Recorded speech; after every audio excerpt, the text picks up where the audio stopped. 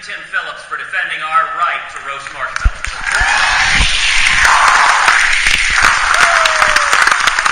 We all knew the threats we were facing were big, but who knew they were that big? I gotta tell you, Caroline, our 6-year-old, her approach to roasting marshmallows, she says, "Daddy, stick it in the fire, light it on fire." That's kind of the AFP approach. We don't do anything halfway. You know, I spent much of last month, back in Washington, D.C. So it is great to be back in America.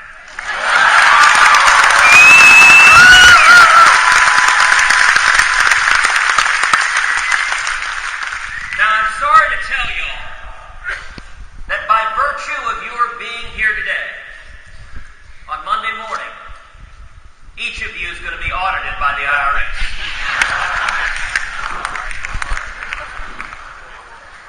You're right, they don't work on Monday on Labor Day. Or for that matter, any other day of the year.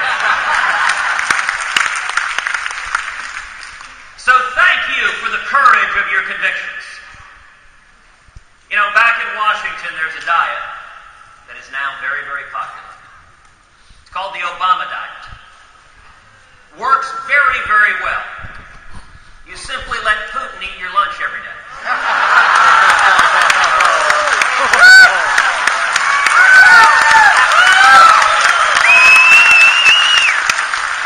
And it is sad just how true that is. Listen, I'm here today more than anything else to tell each and every one of you thank you. Thank you for your leadership. Because of your leadership, because of your passion, America is waking up and America is turning around.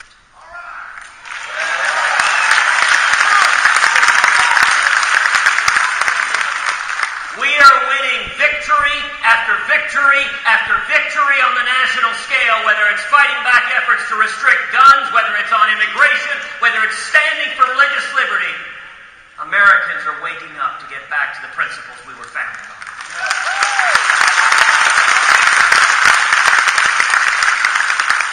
And AFP is front and center leading that fight.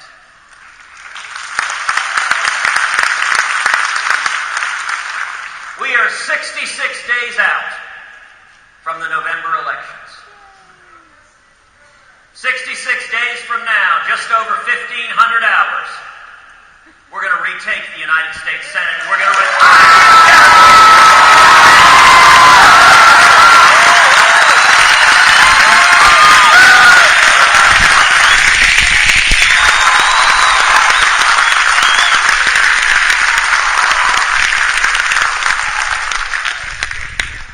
So I'm here to say thank you, but this summit is also a call to action. This summit is a call to action. Every man, woman, and child who is here, we have 66 days and we got a job to do. I'm going to tell you 4 key issues that are going to be front and center between now and Election Day. Number 1, no amnesty.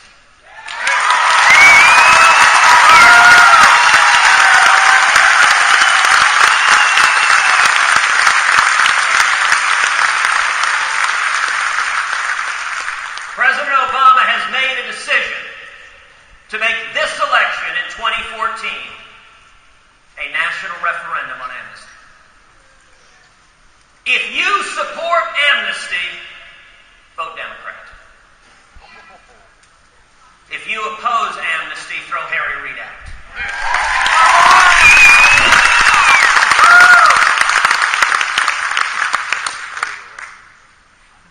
You know, in the state of Texas, border security is not some abstract theory to us. It is something we live with each and every day. It's one of the things I enjoy sitting on the Senate Judiciary Committee, listening to senators like Chuck Schumer and Dick Durbin lecture John Cornyn and me on border security. Now, I understand that Manhattan is very concerned with their security with the Bronx. But it's a little bit different on 2,000 miles of the Rio Grande.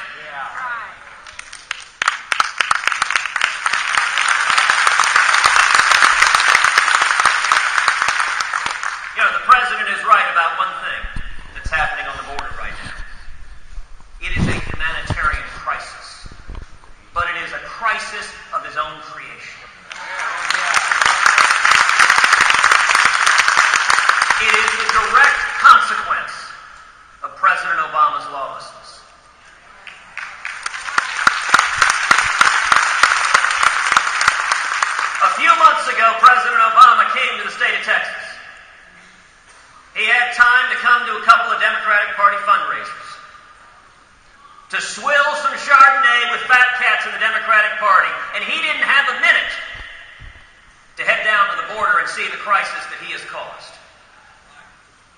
You know, I got to tell you, we tried to help him out. We actually tweeted to the president a map quest of driving from here to the border.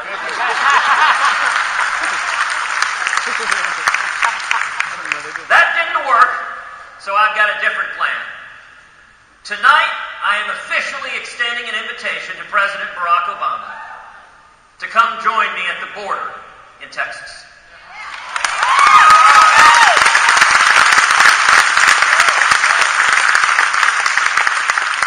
And I figured out the only way there is a chance in heaven he might come. I'm inviting him to come to a golf course.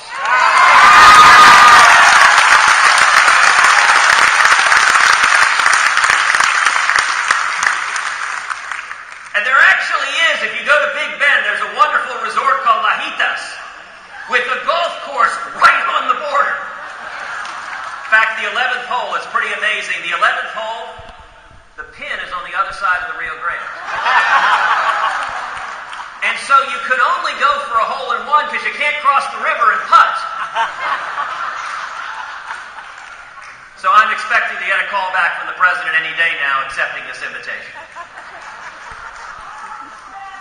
You want to understand what's happening in the border? A simple example of the numbers illustrates everything. 3 years ago, there were roughly 6,000 unaccompanied children trying to enter this country illegally.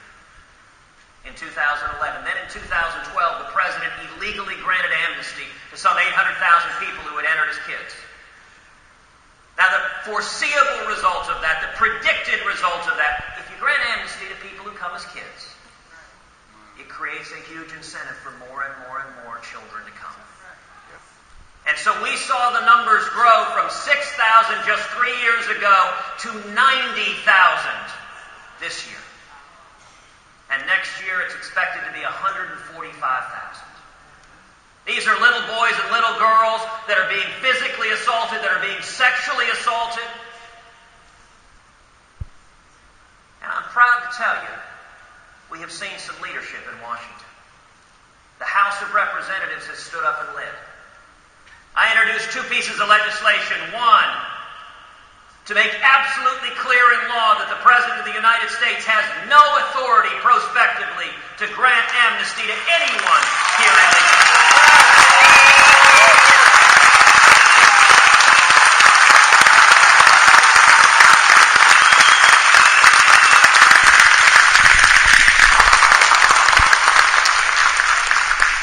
And number 2, legislation providing that the federal government will reimburse the states for calling up the National Guard like our Governor Rick Perry has done.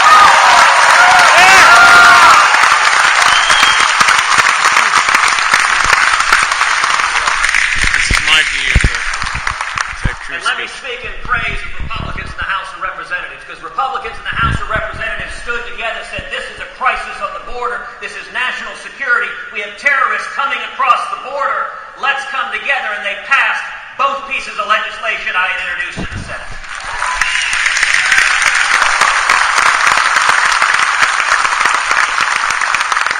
And on the other side of the Capitol, Harry Reid, the Senate Democrats. You know, oddly enough, they get that reception everywhere they go. Harry Reid and the Senate Democrats said, we won't even allow a vote on anything to secure the border. We won't allow a vote on anything to block amnesty. Instead, Harry Reid said, I'm sending the senators home. It's the month of August. Martha's Vineyard beckons. Republicans in Washington are standing up and leading. And Harry Reid and the Democrats, the do-nothing Senate, are ignoring the national security priorities of this country. Now, in the next 66 days, the president has said there's a good chance he's going to try it again. There's a good chance he's going to try again to illegally grant amnesty to millions more people. Let me be absolutely clear. Doing that is utterly lawless.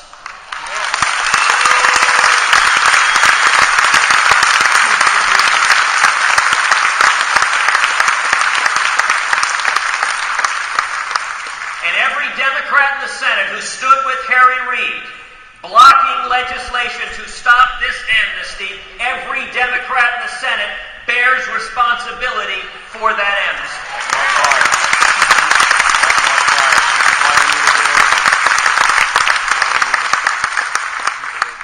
So for the folks who are here from Arkansas, from Louisiana, from North Carolina, from Colorado, from New Mexico, from Alaska,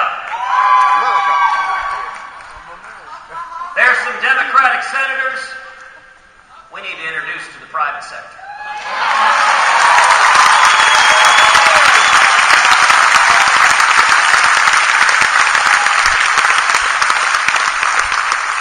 There's some Democratic senators who bear the responsibility for President Obama's amnesty. And there are some Democratic senators who sorely need to lose their exemption from Obamacare.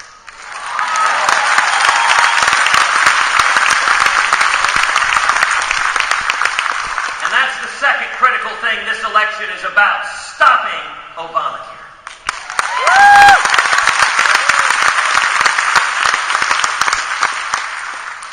You know, there are a lot of folks in Washington who think the way you win elections is you go to the mushy middle, you blur everything, you stand for nothing.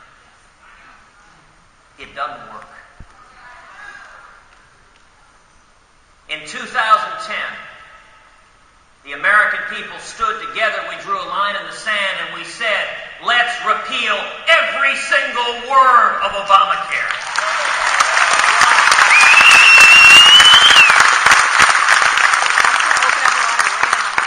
In 2012, we ran back to the world, as Reagan said, of painting in pale pastels rather than bold, clear colors.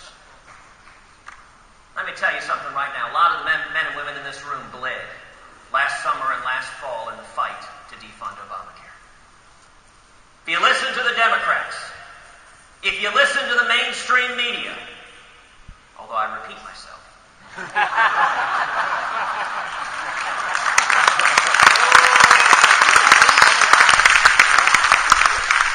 they will tell you the fight that you and I waged last summer, last fall, didn't succeed. Well, I think the proof is in the pudding. As a result of that fight, millions of Americans stood up together and elevated the national debate about the incredible harms Obamacare is causing, about the millions of Americans who've lost their jobs, about the millions of Americans who've been forced into part-time work, about the millions of Americans who've lost their health care and their doctors. As a result of that fight, President Obama's popularity has plummeted.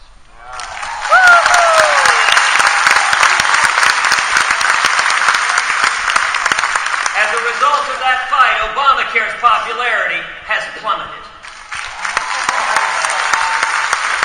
It has plummeted with young people, with Hispanics, with independents. It's even plummeted with Democrats. You want to know what the 2014 election is about? Here's a very simple principle. If you like your senator, you can keep your senator.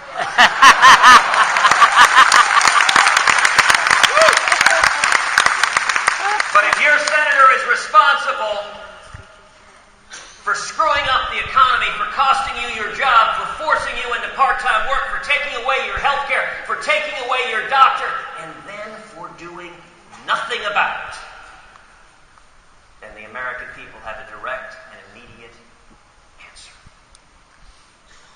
Let me tell you something very clearly. I'm convinced we're going to win in 2014. And 2016 is going to be the year.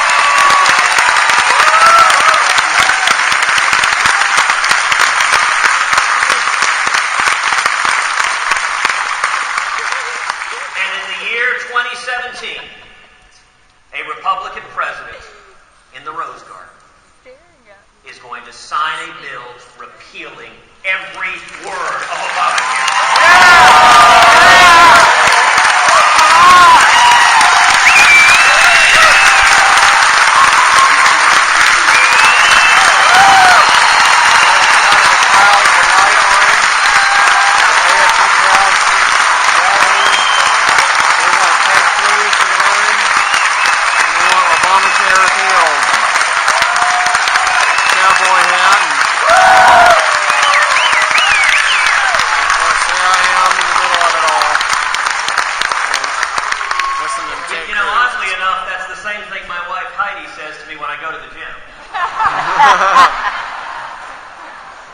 The third issue this election is going to come down to is restoring America's leadership in the world.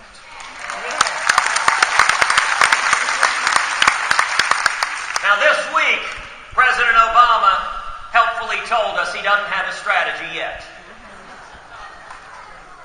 I'm sure everyone was shocked to hear this. You know, if you remember President Reagan, when they asked him, what is your strategy in the Cold War? He said, it's very simple. We win, they lose.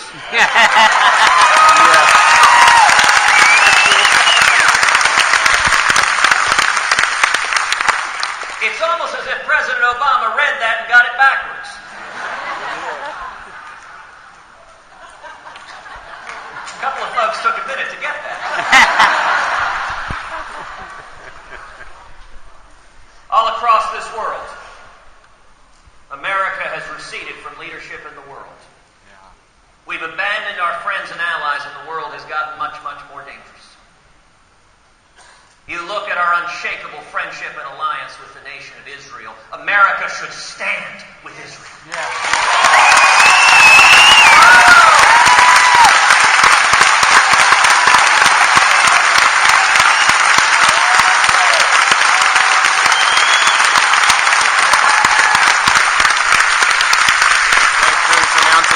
America should stand with Israel, and the crowd. Just a few weeks ago, when rockets were raining down on Israel from Hamas, when terror tunnels were coming up from underground from Hamas, and the Obama administration, the FAA, banned every American flight into the nation of Israel. I'll tell you, I was proud to stand up and ask a series of hard questions, including number one, has President Obama just launched an economic boycott on the nation of Israel? Yeah. And I pointed out that the FAA, in this unprecedented act, they don't ban flights to Pakistan, to Yemen, to Afghanistan. They don't even ban flights to much of Ukraine. And Ukraine just shot down a passenger airline with a Russian Buk missile. So why then was differential punishment visited on the nation of Israel, and why was it at the exact same time John Kerry arrived in the Middle East with $47 million for Gaza that will go to Hamas?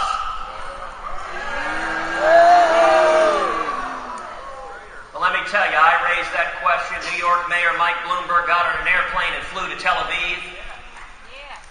And the American people nationally started asking, why is this president not standing with Israel? And within 36 hours, thanks to your leadership, the FAA lifted the ban on flights to Israel.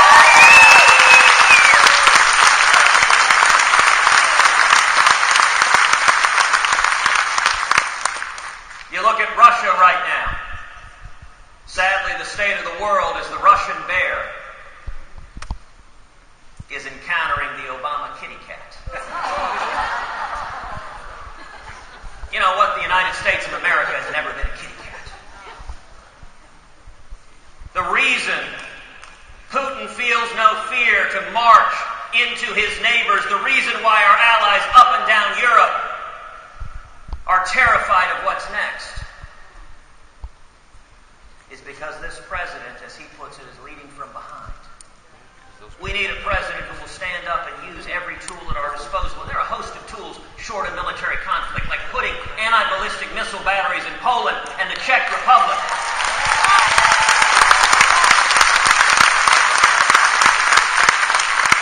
Like approving every single application to export liquid natural gas so we can hit Russia where it hurts, in the cash register.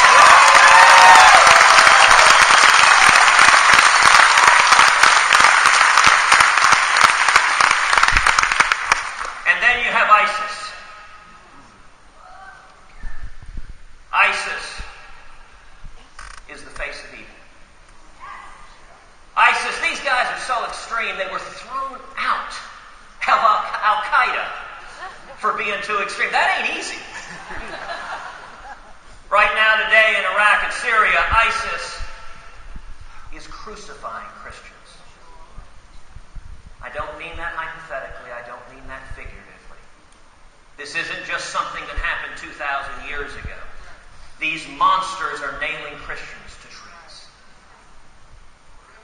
Right now, in Iraq, ISIS is taking American journalists, cutting their heads off,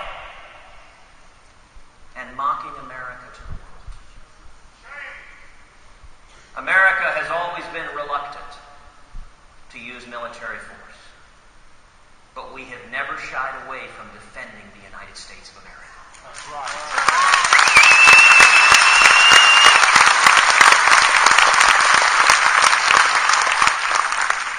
When you're dealing with monsters who are crucifying Christians and beheading American journalists, when you're dealing with monsters who are training upwards of 100 of Americans right now to come back here and visit the same terror on Americans here, number one, we need to not let into this country any American who is fighting with ISIS.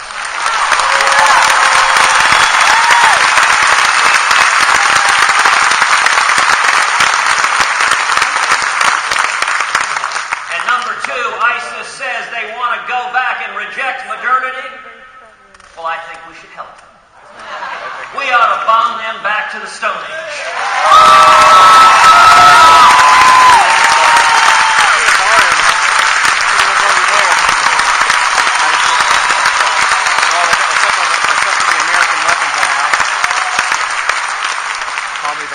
The fourth and final issue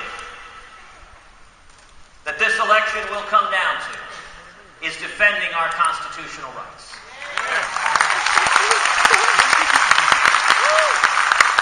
If you support the Second Amendment right to keep and bear arms,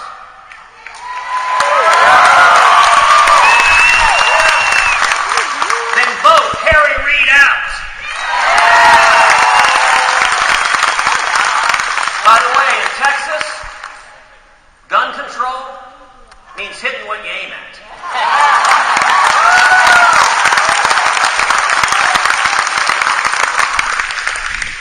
If you support the Fourth and Fifth Amendment rights to privacy, vote Harry Reid out.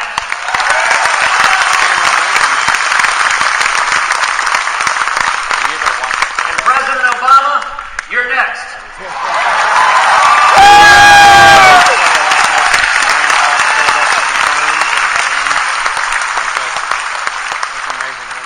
If you support the 10th Amendment and want to repeal every word of Common Core,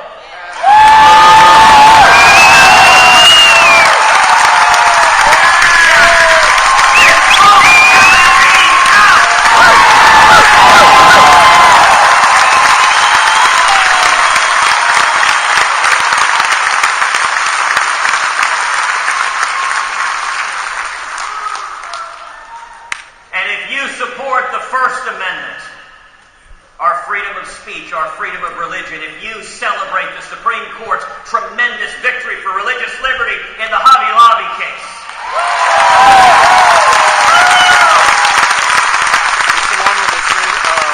if you're tired of the IRS targeting citizens for their political beliefs,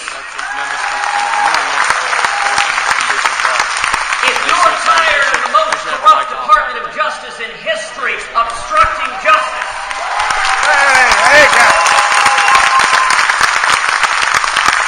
and believe it is time to impeach Eric Holder,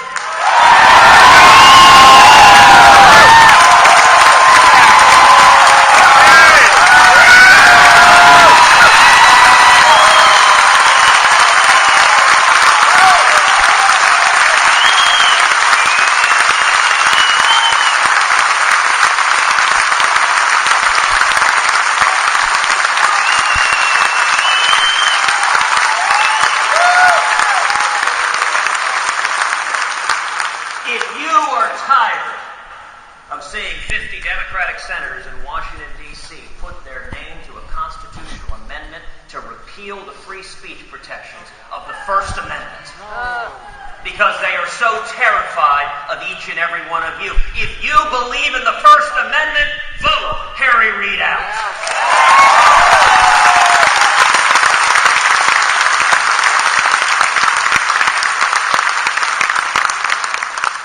Let me say this finally. Each of you are here because we are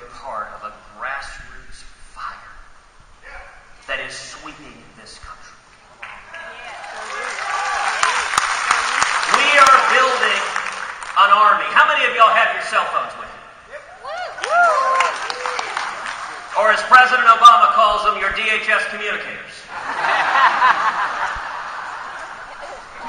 If you're willing to be part of a grassroots army to turn this country about, I want to ask each of you with your cell phones to text the word dream to 33733.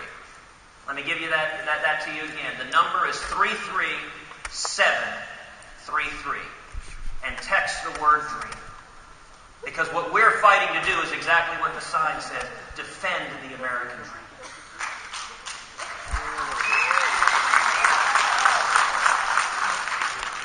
I'm going to ask every person in this room in November 2014 to go and vote 10 times.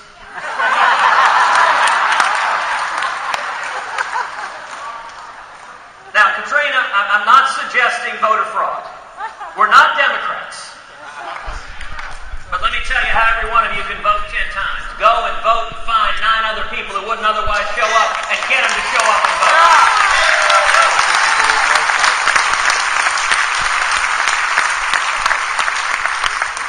There are 3,000 people here. If each of you get 9 other people, that's 30,000. And if each of them get 9 other people, that's 300,000. That is enough to swing the United States Senate. That is enough for this room to retire Harry Reid.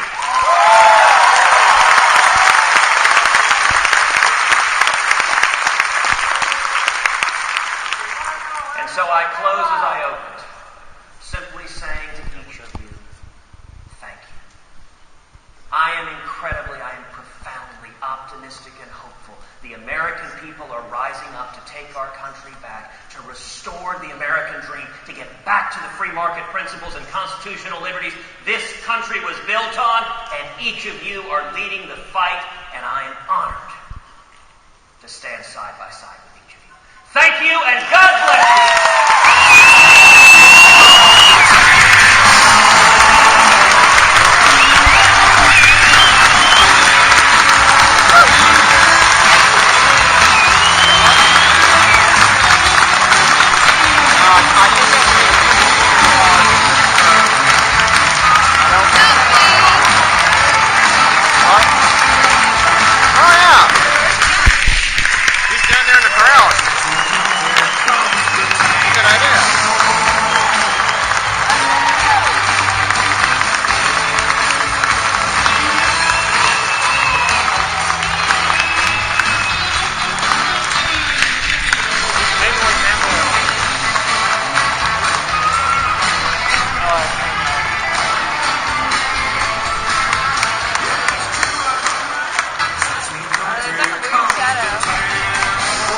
Right before the lights on, perfect. I don't know who's speaking after that. I'm out halfway, don't care.